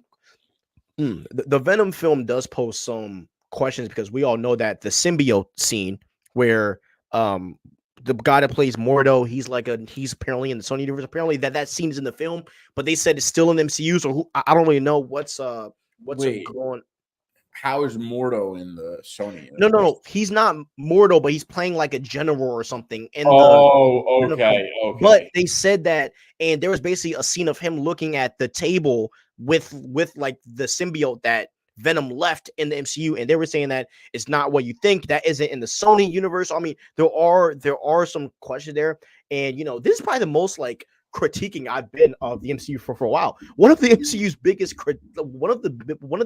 one of the most things I hate about the MCU right now is how they abandon a lot of stories, because they were kind of building up the, when the Eternals. Now this is off topic. We're just going to go there, okay? Because this is a podcast. With the Eternals, right? They kind of built this idea, bro, that Marvel was going to take a little deep dive into what the Earth was before, like what was before the MCU, what was before all of this happened, and we got some of that with the freaking Eternals. That's abandoned. And then we also got in WandaVision, right? They were building up Mephisto, which a lot of people were thinking that we were going to see Doctor Doom's mom, which we still might see in Agatha apparently. But that story got freaking abandoned, and they've just been abandoning so many plots. My hope is that, because when Venom saw Peter Parker on that screen, and the symbiote said, "I know who that is." That was one of the most intriguing scenes of like, this is hinting to something big. So yeah. I hope that we get the payoff in the Venom film, and I hope that we get that same payoff in the Spider-Man 4 MCU film, because the abandoning of plots has really Jerry, it's pissed me off to no end. I am very frustrated. Even at the end of WandaVision, Doctor Strange was supposed to appear in that film, and that was going to start off Multiverse of Madness, but for some reason they abandoned that. So and I hope that gets honored. There's some things they should abandon, like Agatha, and they should have had Mephisto instead of Agatha. Like, Why would they choose Agatha? It made no sense. Nobody cares about Agatha. Like everyone wants to see Mephisto, you know. And the other thing is, there's no like, where's the Shang-Chi sequel? You know, and then no Eternals. They are abandoning so many things, and I'm gonna be pissed if they cancel Armor Wars. Listen, Blade. I feel like we're gonna get a Blade movie at some point, whether this project gets canceled or not. Yeah. I do think if this project gets canceled, I don't think we'll get it for a long time, but I do think we'll get it. But Armor Wars at least sounded like we don't know anything about the Blade. Like we have no idea what they were going to do with the movie. We don't really know what they would do with Armor Wars, but Armor Wars at least, like, I know Rhodey. I like Rhodey, and I also would like to see a Disney Plus series about Rhodey working with the military and working with Stark Industries. I like collaboration between commerce and government. Like, I appreciate stories like that. So I was really excited for Armor Wars. I still am, and I'm gonna be let down. You know what? I'd be let down if they cancel Blade too. But it's kind of. I also feel like Blade is kind of an oddball movie. Like, what are they going to do with Blade going into Secret Wars? You know what I mean? It just never really made sense to me. It seemed like a weird time for it. You know, wait, but by the way, while you're on Armor Wars, can I just make this quick comment? Yeah. Marvel Comics introduce Morgan Stark as a girl. Do it. I think that I would love for Morgan Stark to be somewhere with Stark Industries, with the fact that, you know, he basically said his daughter is everything. I think that would be an awesome story plot if you make that, because I don't think Pepper Potts is going to come, like Gwyneth Paltrow said she's never coming back. So I think that would be a super awesome thing to do if she's running freaking Stark Industries. I'm so sick of seeing Happy. Well, they'll definitely want to do it. Happy Hogan, bro. They would get another female character, so they definitely want to do it. Yeah, but that will be one that's not bad. So we'll see. No, I think that would be cool. I would like to see that as well. So you know, I think it would be a win. You know, and the other thing is, like, if they don't do Spider-Man and Venom, I would see that as abandoning something also. 100%. You can't put Venom in the post-credit scene of Spider-Man No Way Home and Spider-Man in the post-credit scene of Venom 2 and then just abandon that. Like, you laid the groundwork for it. You teased it. So, you know, and by the way, with the Spider-Man 4 not being grounded on Earth, whatever it was that Feige exactly said, you know, obviously Venom doesn't necessarily have to be on Earth either. So that can still work. I kind of still think they're doing it.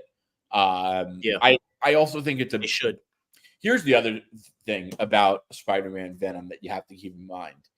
It would be a huge box. Like, that is $1 billion movie. In a weekend. $1 billion in a weekend. Yeah, literally. I mean, for all the reasons. Number one, they're already both successful on screen. Everyone knows who Spider-Man and Venom is, and everyone loves both Tom Hardy's portrayal and Tom Holland's portrayal. Number two, Venom is like literally, when you think about like the perfect villain for Spider-Man, it's Venom. He has like the same powers. He's like the perfect, like, if you were to do a Two-Face of Spider-Man with Venom, which I think they do because they did it for the video game, it looks really cool. Like, I don't know, it's just it's the perfect combo, and Venom is the perfect Spider-Man villain. Like, they have to do it, and if they don't, I am going to be bitch. As Stevie says, I am going to riot. Facts. I love that word. Right. All right. I'm kidding, by the way. I've never rioted. I never will. I just wanted to say it.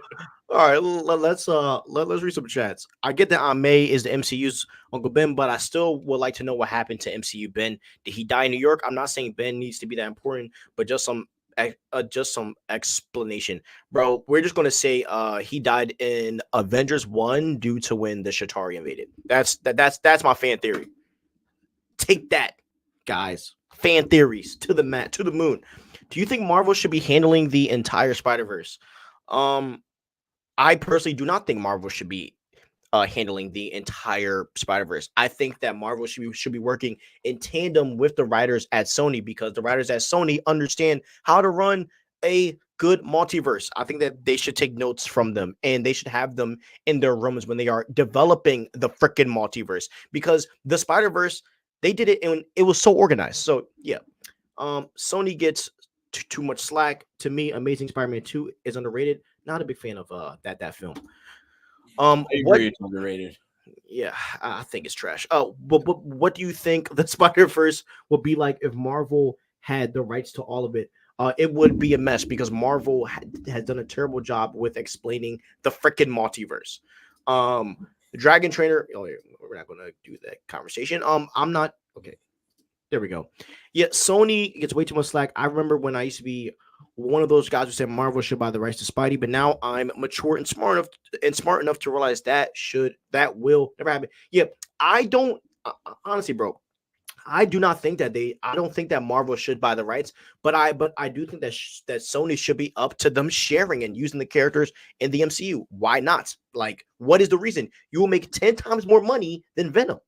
Like, bro, if you had Spider-Man going up against a real Sinister Six, imagine Aaron Taylor Johnson, Craven. I'm sorry, Aaron Taylor Johnson, Tom Hardy, and all those. What? Jared Leto. What? That is a banger. That is like Sony. Think about that. You can retire the whole studio off of that film. Okay. Venom is meeting Spider-Man. He's meeting the 10-year-old Peter Parker. And Venom, I know. By the way, it's looking like that might be true because the trailer lines up with Lali's. Yeah, it does, bro. What if that's the variant of Mordo? I hope not, but probably is. They don't need to cancel Blade just to lay it to post Secret Wars. When it comes to Blade, this kind of where I stand, bro. I think that they should make Blade a Marvel special presentation, and because you already have released Werewolf by Night as a special presentation, and you build up a little horror line, and you just do your thing in Disney Plus. Screw Mahershala Ali, fire his pine, and find someone else. I'm so sick of hearing the name Mahershala Ali. Yeah, I agree. By the way, honestly, yeah, he is like, guy's demanding a lot. And the other thing that's interesting about Blade is they teased Blade and Black Knight at the end of Eternals. And another abandoned plot. Yep. Which, by the way, and bro, I literally said this in the freaking Blade. Jonah did that. A Black Knight and Blade movie would have fed families, because Kit Harington, coming off of Game of Thrones, him as Black Knight brings back that aura of that type of character. I mean, what a abandoned. Oh my god! And the funny thing is that Kit Harington was excited to play the role, and you fumble it. Yeah. Okay. Next topic before I get angry. I'm actually getting pissed off just thinking about the abandoned plots that Marvel's done. Okay. The next thing, RDJ might not play Doctor Doom after Secret Wars. Now, this rumor is coming from the Cosmic Circus. And I mean, it speaks for itself, right? So basically, the rumor is that RDJ might possibly not play Doctor Doom following Secret Wars. Jerry, how do you feel about that? How do you feel about Doctor Doom might being possibly recast in the future, and RDJ doing whatever for films he's in for this saga and then exiting? I think that's stupid. I think if he's gonna do it, he's got to stay around, because I hate it saying this, but it's true. Like, fans were already annoyed and like confused that he was coming back, which is stupid because it shouldn't be confusing. Like, if you're capable of watching a movie, you should be capable of understanding he's playing a different character, but whatever. Listen, You're not wrong. You're not wrong. If you're coming around and you're going to play Doctor Doom for the next Avengers cycle, and then you're going to exit, and they're going to use another actor to play Doctor Doom, you're going to just piss fans off again. And it doesn't matter who they recast him with. People are not going to be happy, and it's going to look stupid. It's going to make Marvel look ridiculous and silly. I don't think you have the ability to recast Doctor Doom after specifically bringing RDJ back. This is not this recast. I don't think they could pull off. because of the extenuating circumstances. And unless it was a variant version of Doctor Doom, where it was like infamous Iron Man, or maybe well, the Maker is not Doom, but something like that. So listen, I think if he's going to do it, he either stays around or you kill him off in the end, which would be a major twist because Dr. Doom doesn't die at the end of Secret Wars. Yeah. And I forgot to say that, the reason why they want to the reason why he would not continue is because he is a variant. So this is kind of how I feel. So I feel like they could get another actor to play the Doctor Doom, because I think that maybe the thought could be Doctor Doom could be playing a recurring villain to play multiple stories in the MCU. But with that being said, but I'm going to be honest. I do think that Doom is getting the Thanos treatment. I think that they're going to give Doom a rest for a long time after Secret Wars, and I think that is why someone like RDJ won't come back, because it might be another 10 years before we even see Doom again after this. I'm gonna use your word, after this cycle. I really like that term. So yeah, that's the only reason why I think that could be possible. And to be honest, hearing the news that RDJ and Marvel Studios are still negotiating, maybe this could be a part of why they're not agreeing. Maybe RDJ wants to say, maybe he doesn't. Maybe this is tied to that news. But yeah, man, I mean, if you are resting Doctor Doom for a decade, okay, it makes sense to freaking recast. But if you're going right into the set reboot, and then you want to freaking and you want to keep on playing, and you want to keep on using Doctor Doom, it will be foolish to let RDJ go. So I just think they would look so silly and ridiculous. Like if they use him for this cycle, and then the first movie, or his first appearance after Secret Wars, and it's a different actor, I just think a lot of people would take Marvel less seriously, and I think it would damage the brand. I really do. I think that would be a horrible decision. Yeah. By the way, this is something that I don't want to answer it now, but somebody pressed me with this question. Think about it, and we'll talk about it next week. Quick off topic. So me and this person were arguing, because they were basically saying that Chadwick Boseman died, it would be unfair to recast. And the person asked me, how would you have felt if Heath was recasted, if they brought the Joker back in The Dark Knight Rises? Now, I cooked him on that answer, but just give that some thought, and we'll talk about that next week, because I do think that a lot of people are using that as an example or I think a lot of people are putting those two, deaths kind of as the topic. So just something to think about for the next week. But anyways, I will say real quick, go ahead.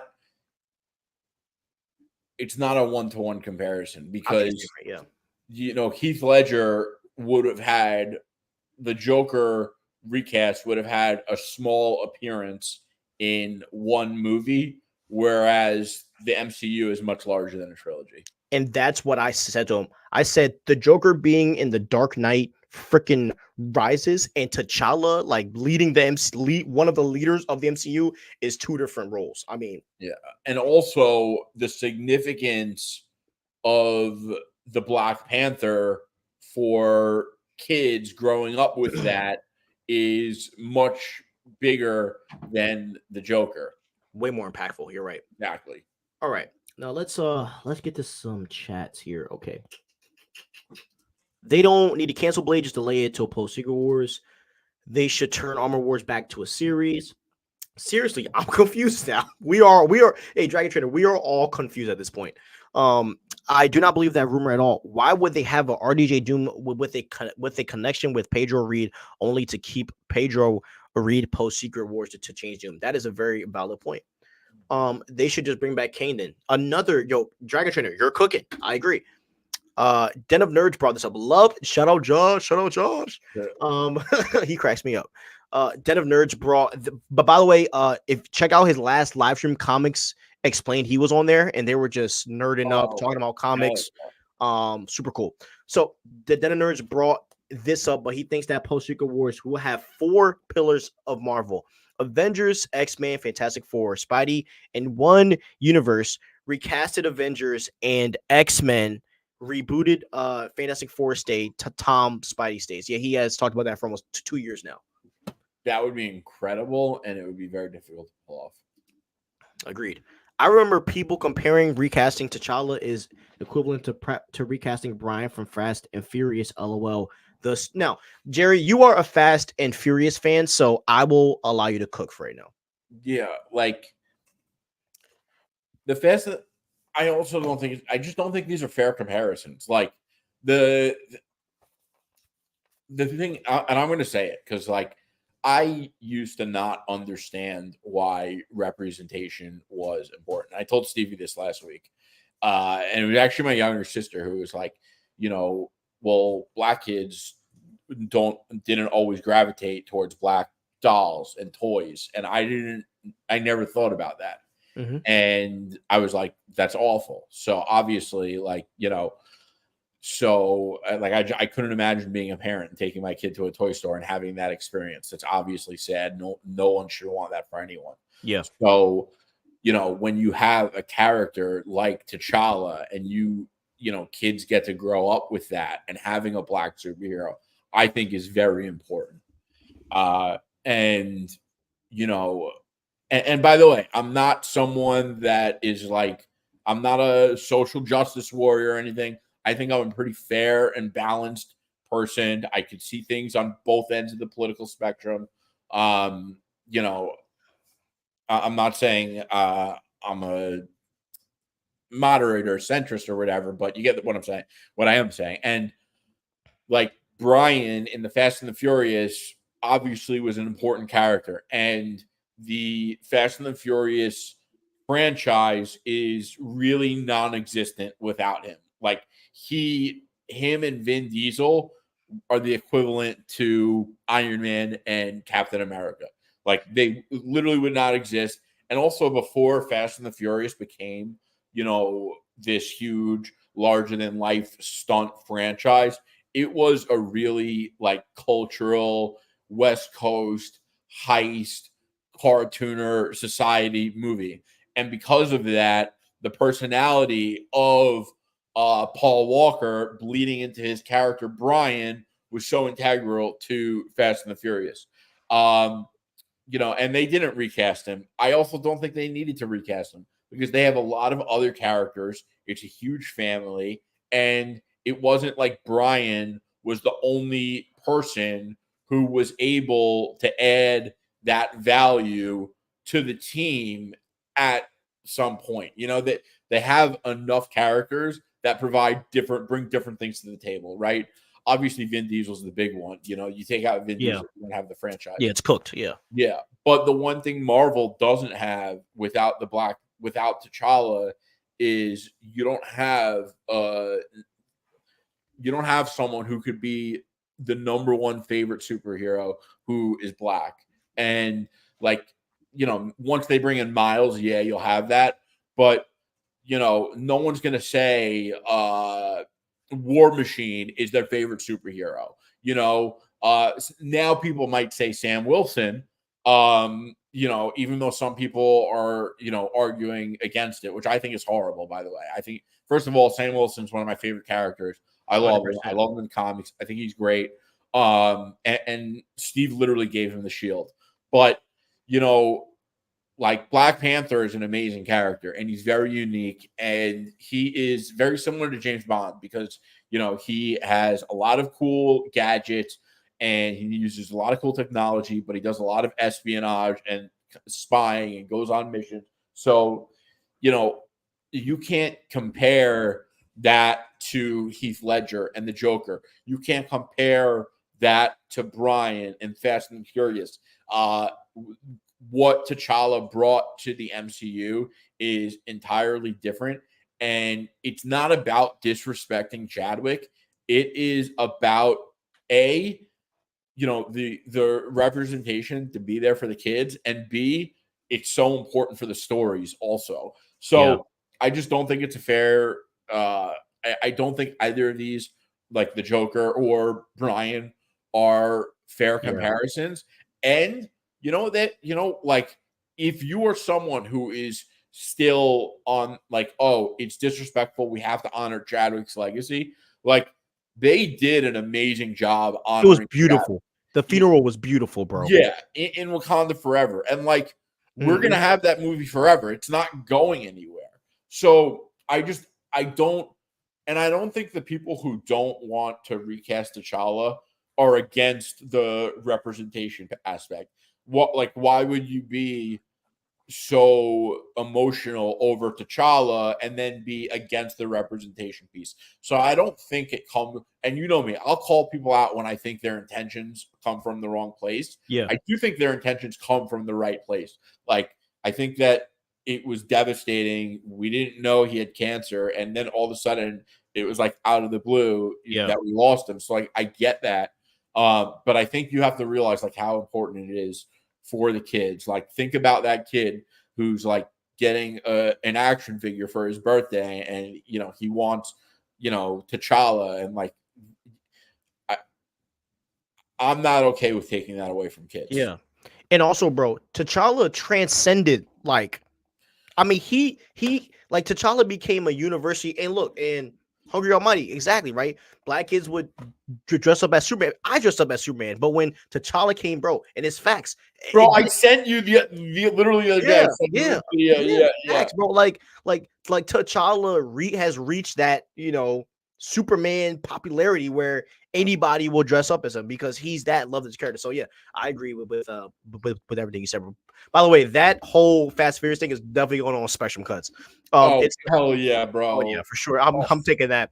It's like when an actor plays a character, we get used exactly, and sometimes we have to, we like, and someone commented on our channel last week saying that we were coming at people, right? And I commented back saying, bro, like you gotta understand, we talk about the takes, not the people themselves, because that's the kind of people we are. We come at your point, not you, right? And it's the same when it comes to acting. They are acting a role, a fantasy role, so a person that doesn't exist when you're watching a Marvel movie. So you have to remove that. And as you said, the funeral scene was beautiful. I mean, I cried. It was amazing. Yeah, I got teary too. Yeah. So yeah. And by the way, shout out to Ryan Coogler, bro. One of the best directors of our time. Isn't talked about enough. Okay. So Matt Reeves talked about the Batman 2. Jerry had a victory lap on this one because the Court of Owls was trending after this. So this is what Matt Reeves said about it. He said, "We shared the script as we've been going along with DC, and they are super excited. It's going to dig into the epic story about deeper corruption, and it goes into places he couldn't even anticipate in the first one." So how does this news from Matt Reeves, how does that make you feel? What are some things that you've gathered from this? And what are some theories that you have regarding the Batman 2? So first of all, I love what he said about how he wants to make the movie feel like it could exist in our world. Like that was so cool. And when he said that, the first thing I thought of was the Riddler's costume, because the Riddler's costume was if you were to think about the Riddler in like our world, like if a real Riddler was trending on Twitter right now, that is exactly what he would look like. And he would 100% be on Reddit, But the other thing that I really love, and I think I'm about to drop a gem here, is that the Court of Owls, if you want to have like a real cultural commentary and a grounded, realistic take on Batman, especially with the detective story, the Court of Owls is the perfect villain. The Court of Owls is the perfect villain because our society is obsessed with the idea of a real life Illuminati, a real life secret society. I mean, the other day there's this singer I follow, not because I'm into her music. I just think I just follow the singer, and she posted a picture where she was like, I can't even do it, but she basically put this sign like upside down, and apparently she has a song called like I'm Okay. And Mhm. she also took like another picture and she was like this. And people freaked out. They were like, she was like, and she posted on her story something like, relax, like it's just an okay sign. I didn't mean anything by it. But oh, and like so I checked the comments, all the people were freaking out, like, oh, it's an Illuminati sign. The Illuminati got her, the Illuminati got whatever, you know. The But Illuminati. the Court of Owls is the secret society in Gotham. They're the ones that have been pulling all the strings on all the villains and everything forever. And when Bruce, Batman, first finds out about the Court of Owls, he doesn't believe it because he was like, I would know about them. And then he's like, wait a minute, holy crap, they're real. So I love the idea of the Court of Owls, secret society, a corrupt group of the elite top 1% wealthy crew that's running everything. And it makes for such a good detective story, but it also makes for such a good grounded and realistic villain. And the other thing here is it's not just a regular realistic villain, it's going to be a realistic villain that still feels, and this is the thing about the grounded and realistic versions of villains, like they work best when the movie makes them feel larger than life. And that's going to be easy to do with the Court of Owls, considering how powerful they are and nobody knows who they are. And it's funny because a lot of people will be like, oh, if I were wealthy, like I'd want to be famous. I think the smarter answer is if I were, like if I had billions of dollars, I would want no one to know who I am, and I would move in secrecy too. And the Court of Owls, I mean, don't get me wrong, when they're not operating with the Court of Owls, I'm sure people know who they are, but it is a secret society and they do wear the masks at the meeting. The masks look super cool too. It is the best. It's the first arc of the best Batman run of all time, which is Batman New 52 by Scott Snyder. But yeah, it's going to be easy to make them feel larger than life because how deep their control runs. And I just think that's going to be incredible. And I think he's doing it because Matt Reeves is brilliant. He's creative. And I'm sure he has thought about everything I just said because, he's brilliant. And I'm sure he's thought about it from all perspectives. Yeah. Something I love, James 007 Spectre. Well, one of my favorite Bond films. Feed it off of that secret society type of thing when he's like standing in a room, everyone's wearing masks and they all turn to him. They're like, yeah, we knew you were here the whole time. Like that's I love secret society stuff. That just it feeds my fandom. Now I want to talk about the greater view of what this means. If the Court of Owls are the new thing, this is going to be Matt Reeves and Robert Pattinson's Captain America, the freaking Winter Soldier. This movie is going to be big, and I'm not saying that I'm not saying that it's going to be like it in plot, but I mean like the way that the movie elevated. I think this is going to be a big elevation of this Batman character that Matt Reeves has been working on, and I think that Penguin is going to be responsible for a lot of that elevation. I also want to talk about how, think about this, guys, with the Joker, right? Like, think about the difference between the Joker and the Batman, right? The Batman is addressing something that people have always talked about, which is a secret society, and they're putting it into the story, and like they're putting it into the story of Gotham, the same way that Captain America 2 was like a political thriller, but it was the politics of the world it was in. And that's what I am excited to see, a superhero film where we are taking a deep dive into the politics of the world it was in. And I think that the first Batman film, Jerry, one of my favorite scenes was when Batman found out that his parents were freaking corrupted, just like every other, rich person around. And I think that, Matt Reeves put that in there because, and this might be a reach, but I wouldn't be shocked if Matt Reeves, if the Court of Owls is the bad guys. It would be funny if his parents were in it at a time, and I think that'll be a very interesting plot point to see Bruce Wayne deal with that as well. So because Matt Reeves focuses so much on that pain and suffering. And I am really excited to see a deeper dive into the mind of Batman as he uncovers it. Because I did read that comic, and he was like, "There's no," and it's kind of comedic because he's like, "There's no way," like there's no, like there's it's kind of funny because you're like, bro, like you're yeah, you don't know, and then when he finds out, it's like a WTF moment. He's like, "How do I not know this?" You know what I mean? Yeah. So that would be funny to see on screen. That would be hilarious to see on screen. That would be great, especially if Pattinson would crush that. I agree. And you said this before that the Court of Owls is one of the best Batman stories of all time, and you are correct. That story is a banger, bona fide banger. Yeah. And yeah, like they're also, we've never seen them in a movie. And what's crazy is you have fans that are like, "Oh, we want to see Mr. Freeze." Like, Oh, God. what? Yo, if you would prefer Mr. Freeze over Court of Owls, like you should never give anyone your opinion ever again. Yeah, you need to go and watch the animated Court of Owls Batman film. That's going to change your whole mind, bro. Yeah, And, I think it's called Batman vs. Robin, but you need to watch Batman and Son first. Yep, 100%. By the way, great films, great films. Yeah. Great. Now, Hawkeye season 2. We got I didn't know that.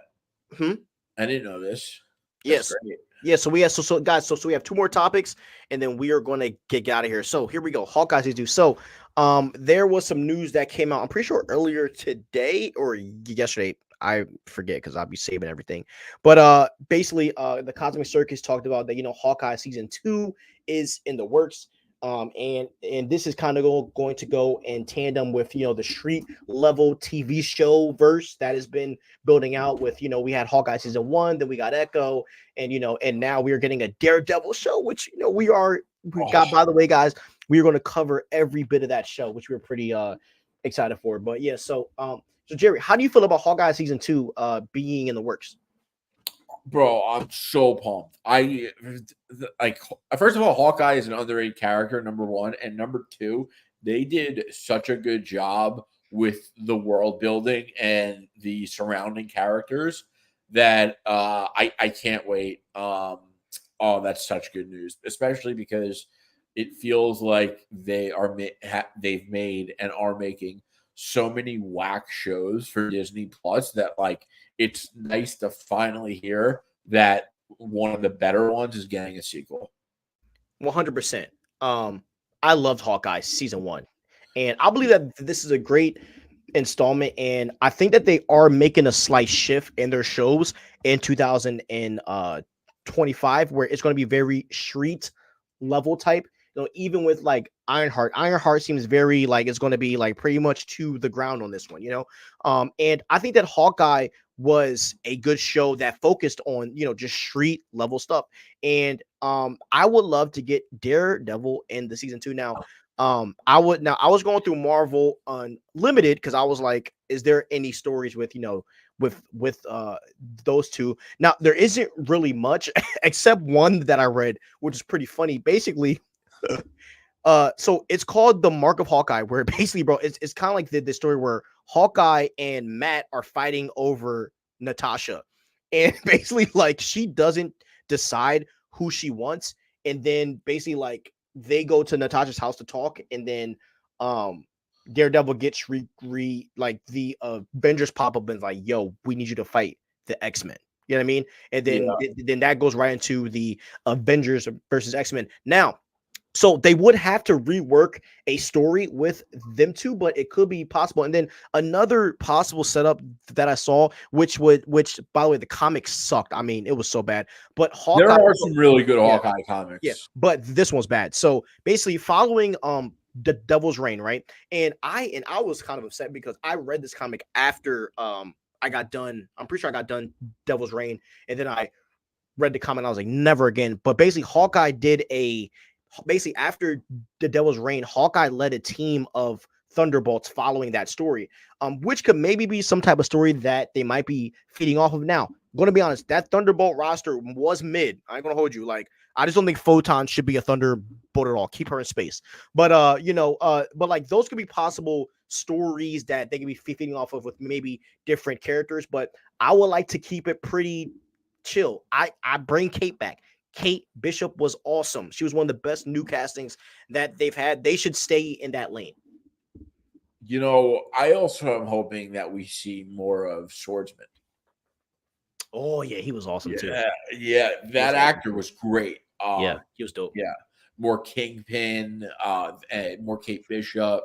There's so much they could do that, like, I don't even know where they're going with it, but I have confidence that the show will be good, and I'm glad that Jeremy Renner is still around as Hawkeye. Yeah, so that's really exciting. That's great news. Bro. I'm glad you're happy, bro. Because, bro, I love that show. Me too. Oh, loved it. Yeah, great show. All right, let's see. Where we at? Oh, search up Eyes Wide Shut, best scene. That is what I want the quarterback to be like. Yeah, I'll definitely search that up after this. You know what would be cool, since there's a connection between the court and Grayson? What if Reeves, excuse me, what if Reeves does his own take on the flying Grayson's death? Maybe the court somehow leads to the reason why they died. I don't think. Sorry, go ahead. I could see them adding that. Well, no, actually, because the problem with doing that is that even if they did it as something that already happened, you have to remember that the Batman took place as Batman's year 2. So if that was only Batman's year 2, how would Dick Grayson be there and have already died? Because they're not bringing in Dick Grayson into the Batman universe. They're safe. If they are going to have an expansive Bat family, which I think they will, it'll be saved for the DCU. And that's exactly what I was going to say. It was possible before James Gunn had took over. Not happening now. Trust me. Definitely not happening. I'm even shocked that I'm shocked that he allowed Harley Quinn to be in the freaking Joker too. Yeah. If I was James Gunn, I would have went crawling back. Margot, we need you, girl. Anyways, they are obviously going to have to nerf court because last time I checked, the Talons are a bunch of super soldier ninja zombies. They're gonna have to step up the action, that's for sure. The Talons are tough. You're not wrong, Hungry. Batman's fighting has to be like top notch. Yeah, they got to make up for the lack of fighting in the last one, which was stupid. Anyways, I understand you want to progress the character, but you can do that while his fighting still being top tier. Yeah, I heard that Clint's brother Barney is going to show, and Clint and Kate are going to be stuck at a location. I never heard of that. Yeah, man. I'm going to take a look at that. Haha, seriously, Daredevil and Hawkeye. Yeah, bro, it was the comic was funny. And but this is like an old school job. I'm pretty sure this was in like the 80s. Like it's just 80s stuff, bro. 80s comics are so fun to read because they just don't care. And that's why Claremont, bro, is so fun to read, because them old school comics, Jerry, like society was like wild, bro. Like some of the language and the scenes, bro, were just, oh my gosh. Like anyways, like bro, they would get canceled for it all. Yeah, some of those old Superman comics, bro, with Superman and freaking Lois Lane, bro. It's just it's amazing, bro. How, like, oh my god, I love it. Daniel Cretton. Yep, we talked about that earlier. If you scroll back, dog, you're gonna see. I think we talked about Spider-Man 4 for like 40 minutes. So there you go. I forgot to say something about Batman. It is not a part of the reboot. So it's a part of the Elseworlds. The most I see is a Dick Grayson Easter egg. We're not seeing that, bro. Trust me. And I'm the biggest Robin fan. It ain't happening. Or a minor cameo like Bruce Wayne. Nah, bro. It ain't happening, dog. I'm telling you. James Gunn doesn't want him to touch Robin. All right, last topic of the night, and we'll get out of here. So, Jerry's not going to be very excited about this, but we're going to talk about it anyway because it's news. And I am going to start this off like I did the Joker 2. This shows how much we loved you guys. Okay. Lucasfilm will reportedly be reducing their output of live action Star Wars shows on Disney Plus. They will now release one show per year starting in 2025. Now, I really wanted to talk about this because this is very, very interesting, because I said to you months ago that I felt like Kathleen Kennedy was running away from the freaking movies because she knows that if she lets a movie in theaters that's not Mandalorian, is not going to do good in the freaking box office. And Den of Nerds was kind of talking about this, where he said that he's heard some rumors that that the Mando movie is going to be her ride off into the sunset next year, and they said that maybe the lack of output could possibly be her kind of transitioning out, and whoever is coming up next to step in. But a lot of scoopers have been talking about her transition has been starting now. Jerry, the only caveat to that is that they've been talking about her transition, bro, since like 2017, and that's where I'm just like, I don't really care about news like this until she's out. Yeah. Listen, I think this is a good thing because it's gonna it should force them to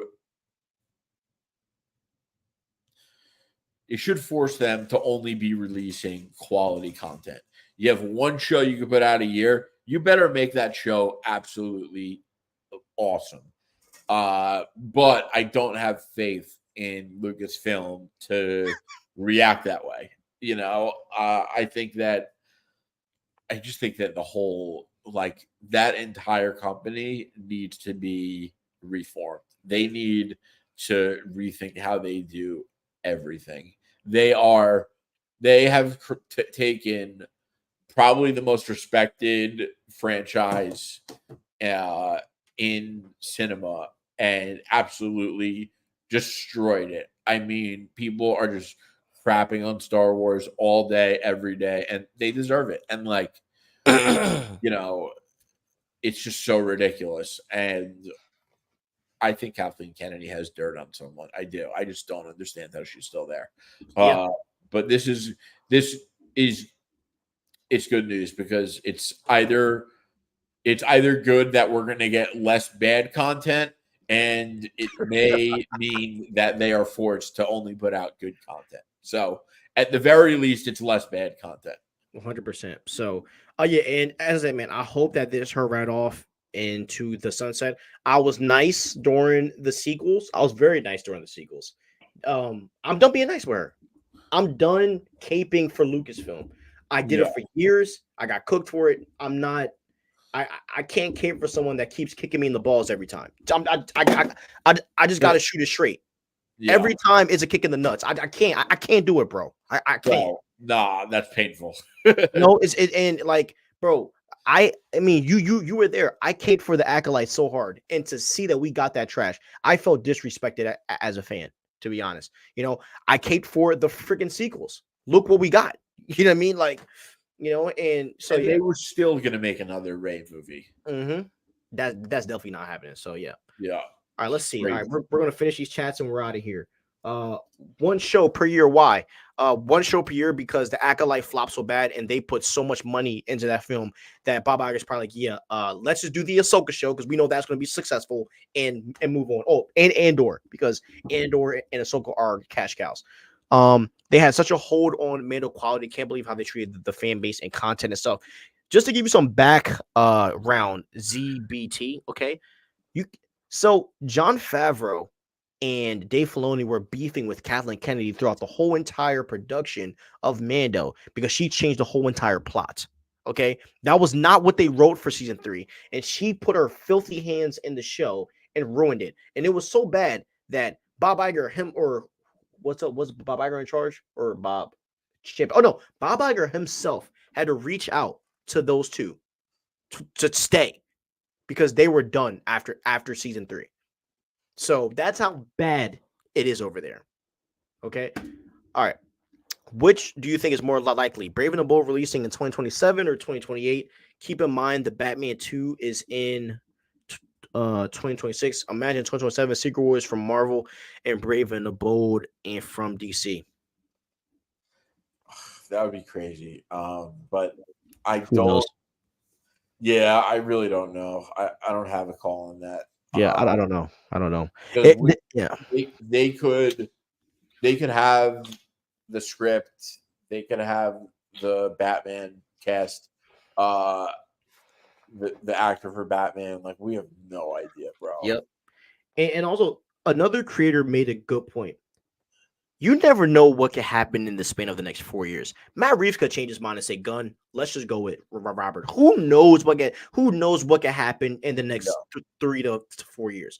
So true. I'm not going to answer that. But we are going to end here, y'all. It's almost 11 o'clock, so we're going to end. Thank you guys for the show. We love you guys. Videos going out tomorrow. Have a great day. Peace out.